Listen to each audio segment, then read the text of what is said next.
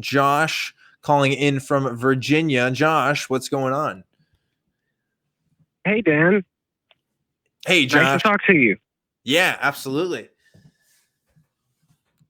I've called in twice before. We've talked a couple of times.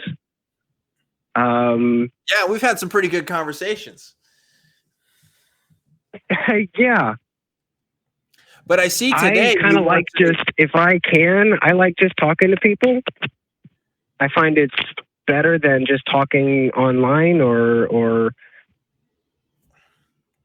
Yeah, I agree. I like talking to people too. That's why I kind of do this thing, But I do see it's healthy. Yeah, I see that the call screener is written down that you want to talk about objectivism. Dun dun dun. Yeah, I was listening, and I listen fairly often, and I wanted to try and offer what I know might help people, give them resources to find out more about what's out there, about how to go about defining themselves, what they currently believe. And I found that epistemology and philosophy is really handy for self-identification, figuring out what you think and believe. And really, three of those axes that came to mind in the conversation that I was just listening were essentially the way in which we know things and how they're taught to us, and the nature of, reality. And that kind of comes to me, that really just makes me think of the objectivism, subjectivism discussion and the essentialism, existentialism discussion. So when I read objectivism, when I read objectivism, I was thinking capital O objectivism, like the Ayn Rand objectivism, but that's not what you're talking about, right? Or it is what you're talking about. I don't think it's the entire conversation. I'm not going to reduce all of it to just that, but I think that a lot of what people have encountered in their own lives, something like the argument that you have to presuppose a God belief in order to be moral, I think that's pretty tied into objectivist logic, because that comes from, it's hard not to see how they are not related. A lot of the people who, Billy Graham and Joel Osteen and Kenneth Copeland, a lot of the way in which people learn from their public figures, the same way as they learn from celebrities, and the same way as a 16-year-old girl is going to watch whatever's on TV these days. I don't know if it's still the Kardashians, but we have kind of idol worship, and that people do the same thing with their religious leaders. Oftentimes, this is not unique to America or Christianity, but what I heard made me think that when I was kind of going through that same time period, it would have been nice if somebody could have just, for instance, shown me Atlas Shrugged, and suddenly I would have been like, I get it. My dad's not, coming to all these conclusions on his own. People who talked to him got ideas from somebody else who got ideas from this book. It sort of makes sense and makes the whole thing a little bit easier to swallow, understand. I agree with you, Josh. If that makes sense. It's easier not to ascribe malice if it's not necessary, if that makes sense. And then a lot of people are more easily duped than turned evil. When you find the root cause, if that makes sense. Yeah, when you find the root cause of a belief, right? When you figure out the tree, when you stem it out, like suddenly everything makes way more sense. Like when you look through Christian theology, when you look at the history of Christian ideas of how certain sects of beliefs came to be, it's like, this came from this and this came from this. It's like, that's instantly more satisfying. Or with conspiracy stuff, I keep pretty close tabs on like InfoWars and the conspiracy talk community, and it's like, I can find the original tweets sometimes, or the original news articles where some of these ideas sort of begin to form, and suddenly, like, it's almost like a taxonomy of belief, right? When figuring out the origins of something, it becomes a lot easier to handle those ideas because you understand their scope. You understand exactly where they came from. Yeah. Right. And it's not as if that's like all of history, but it's almost, I've heard one historian describe it as knuckle points, where it's like you got to pick a spot to like start talking about something. You might talk about the civil rights era, but obviously that's not the beginning nor the end of all of the discussion about like racial problems in America. But Yeah. it's, you know, what some historians might call a knuckle point. It's a place to start. And when you're talking about in the very modern day where a lot of people, it might seem like if you've been to a public school that a lot of people's beliefs sound kind of wacko. And I live in rural Virginia. Yeah. Well, if you take a I formal, live with those kind of people all day, to the point where if I was to discard all of it and decide, oh, well, they're just crazy people, I'd be living in my house alone. yeah, I definitely get that. So I there's was a going lot to of make a that comment. whole I've evolved because of necessity to try Yeah, and understand these things, because it's all that's around me. absolutely, Josh. I was going to make the And comment I've chosen that not to if complain you, about it. I've instead chosen to just observe, yeah, let me say this just too, watch. because I think if you ever take a philosophy course, right, it's not just to talk about these different ideas. They're also talking about the history of these ideas. Like, Right. it's the difference between, I mean, everybody's gone through the thought of on one day of looking at something and been like, what if that chair's not real Yeah. though? And then, but then it's like, oh, well, we can Mhm. actually trace that idea back to Rene Descartes when he's talking about, Yes. I think, therefore, there I am. And then, going this, and this. And it's like, And there's what, this. Matt Drummond, I think, is, or something, the guy that started moral anti-realism. And Yeah. Like, a lot of even structuralism, existentialism, and moral anti-realism, or what we call subjectivism, these are all actually pretty new. In a lot of ways, in a the formal things that sense. have Yeah. even rapidly become like in academia just become like common knowledge, or have grown to have really high confidence values in the academic field. They're actually often relatively new ideas in the broader scope of history. And so a lot of times it's at least just not as surprising to me that it's a little bit, whether the ideas are right or wrong. I understand that like a lot of ways we're coming at this from the new field, or at least that's how it feels to our culture. We went through like 2,000 years of almost entirely just, education being behavioralist, top down, teacher student, almost entirely essentialist. People are born a certain way. A lot of people even believed in predestination for a long time. You don't get more essentialist and like opposite from existentialist than that. If existentialism is the belief that like everything around you can impact who you are, that if you're born in Ghana or born in the USA, it's probably going to have an impact on what you do with your life. That to us it can seem like, oh well, duh, obviously you don't get to choose where you're born. But that's actually the dominant belief for like the majority of human history. Yeah. So it can still be something that's like that whole trailblazer comment you made. I think that's very much still true, even of ideas that to our minds can seem really obvious because it's been scientifically accepted for several hundred years. Yeah, there's a lot of modern ideas side. That your average person doesn't believe a lot of that. Yeah, a lot of modern ideas too, majority. though. On the same token, Yeah. We consider to be kind of common knowledge that we don't think about. I was reading the other day about the history of the idea of mind, right?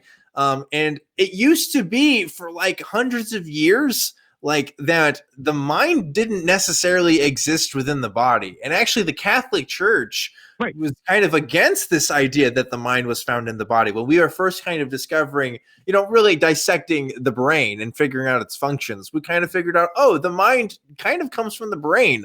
Like that was an idea that was rejected for a lot of people for so many years. And now, like you talk to anybody on the street, they'll say, yeah, of course the mind comes from the brain. Like that's just kind of a common thing now, but it's not common knowledge. And that's why I'm also against this idea of common sense too, right? Like people talk about common sense as if it's a thing. You can fall into a trap if you assume, Yeah, it's not. It's a set of cultural circumstances. That's really what common knowledge is. It's not something necessarily built into people like that. It's a myth. But we're jumping all over the place here, Josh, with this conversation, which is great. I'm glad we explore a lot of breadth of ideas in these conversations. But I guess I want to know, like, what do you want to get out of this call in particular? Do you have a question that you want to explore, or are you just kind of enjoying where we're going with this? It's probably helping me grow, if anything else. To be honest, I read a lot of Jean-Paul Sartre. I do a lot of trying to figure out how to cope, and I try to share that with other people who I know are also trying to cope. I know a lot of people that it's all that they can do to sit on their hands right now. Yeah. I have a lot of friends that are like in the police and in the military that are still stressed.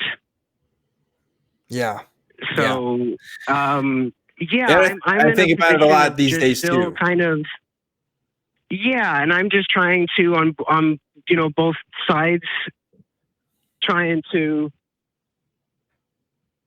work on what I can do to help people cope. And so I don't know. Jean-Paul Sartre is all I can think of off the top of my head. Read a little bit of exploring a little bit of existentialist philosophy, right? Figuring out what we're doing. I think it's something that would help people. Yeah, because I'm not even a hard existentialist.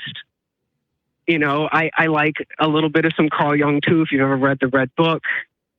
I'm not hardline in any one direction. I've tried to read lots of different things. But I think for these times, Jean-Paul Sartre manages to hit that middle ground, if you want to look at it that way, of really talking a lot about how to examine reality. And I think through that examination, through an existentialist lens, I can have conversations with people about current events without actually having to say anything, if that makes sense. All you really need to do is understand existentialism. And a lot of things right now suddenly do at least seem a little bit less surprising. And something in psychology about like surprise and the unknown is the scariest thing. And I don't know, I've made it my job to try and explain things to people in as palatable a way as possible. And I live in a district that watches a lot of cable news on both sides. And I've seen a lot of fights in the street, not like physical fights, but like, I want to put like everywhere right now, everybody's at each other's throats on a daily basis. Yeah. Let me put a point to this conversation, Josh, because I think, again, talking about the history of these ideas, and I'll briefly talk about existentialism here, and then I do want to get to my next call here in just a sec. But like, if Camus, right? Albert Camus, he lived in a time. I mean, he was he knew about the Algerian wars. Like his philosophy was in response to the current events of his time. And I think it's important to consider a lot of the ideas that we look at when we talk about philosophy and existentialism in particular, and realize, these guys are trying to figure out the shit that was going on in their lifetimes too. Like shit's always been going on, and people have always been trying to write shit to figure out how to deal with that shit. But at the end of the day, we got to figure out our own shit, and we can look at other people's shit. It comes to just figuring stuff out. And like, I agree with you. I wish more people read about existentialism and all of this great stuff that we're talking about here. But like, you can't just, you can lead the horse to water, but you can't make him drink it, right? Unless people are genuinely interested in it, or if they don't get a dose of it in their education growing up, it's kind of hard to push that on to people. But I agree. The fact that we know about it and maybe we can talk about it with people, I think that's a good thing. I can tell you for myself, doing this show makes me feel like I'm doing some activism and doing some good in the world. And that gives me some peace. Talking about it here is different from sharing it on like a fire, like a video game channel where, I don't really take to sharing political thought or philosophical thought there. But it's what I picked because it felt like it was the next logical step, that you talk to somebody like the caller that was before me, where, that I'm not suggesting that every time someone has questions or a moment of revelation that you like give them homework. But that for me, it was a even breadth of giving me that kind of there's like some endorphin that I think people get when they read about something that suddenly makes sense. And I think that's the existentialism that give you that feeling of like, oh, you know, I'm reading about current events, I'm being informed. And I think people even sometimes get hemmed into just article after, you know, the whole collectivism, let me read this article to get mad about this thing. And then, you know, it makes them feel like they're superior because they're doing something, you know, reading actual, you know, I think it would be healthier instead of reading, say, you know, another article from, you know, Breitbart or InfoWars or New York Times or whatever, take your pick. That just reading the actual like sources that they were reading, going back, reading the philosophy, you know, it in some ways actually makes me not feel as bitter about it because it's also chock full of all these little moments that are designed in some ways as moments of breaking, like talking about how there's a need and a literal need to be capable of being happy when you're alone or when you are losing, and how being able to like cope with defeat. Yeah. That I think it's a balance in terms of, you know, I don't even read Sartre very often. It just seems like something at the moment that hits both those boxes because everybody seems like they want to find something that they can read that gives them a revelation and teaches them about the current moment. But they also don't want to be finger wagged at. So, you know. Counterpoint though, Josh, you and I may want that, but I don't think everybody wants that. I think some people are perfectly content with the lives that they're living too. And that's something we also got to think about because ignorance is bliss sometimes. You know, it's like, oh man, true. if now, like going back to my Christian days, I was always dealing with stuff as a Christian. There was always going to be that cognitive dissonance, but there's some people who are Christians who probably don't really deal with it that much. I mean, and they just live their lives and they find fulfillment in their religious beliefs. And some people find fulfillment in their woohoo that they get from some, you know, meditation retreat or something, you know, like that's just how some people live their lives too. So there seems to be different paths, but you and I might be interested in wanting the truth, trademark. And just kidding. I don't trademark that, but like truth one is my thing. Anyway, you know, like people have different paths in that, and I'm glad you're getting a lot of fulfillment in that, and through conversations with people because I get a lot of fulfillment from that too. With talking to other people, especially people who are new to this. But Josh, I'm sorry, I really gotta let you go now. Fun. Yeah, I can leave you something fun for next time. I'm real quick. I've been probably for the last year a self-described Christian, so we can have that conversation next time. Okay, a Christian atheist? Because that's a thing. No, probably Christian liberationist, some kind of Christian, or rather a liberation theologist. I believe there's a place and time for being able to communicate with people. Not entirely sure what I believe, but I've also found a lot of need to.